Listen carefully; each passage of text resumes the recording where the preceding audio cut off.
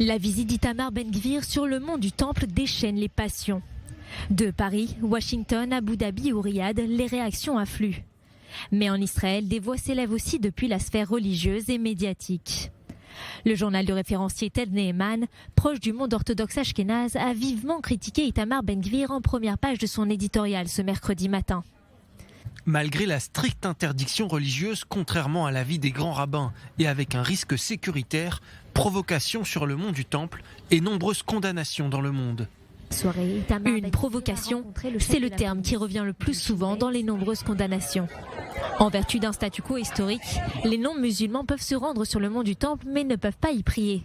Même si de nombreux rabbins soutiennent les visites, le grand rabbinat israélien, lui, s'y oppose fermement.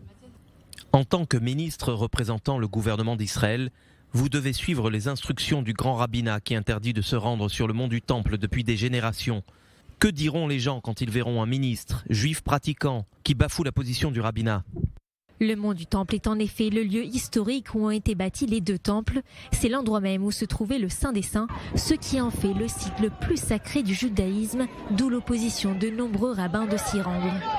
Au-delà de la dimension religieuse, le mont du Temple est l'un des lieux les plus controversés. En 2000, la visite d'Ariel Sharon avait été perçue comme une provocation par les Palestiniens et avait marqué le début de la seconde intifada. En mai 2021, des violences sur le site avaient donné lieu à une guerre de 11 jours entre le Hamas et Israël.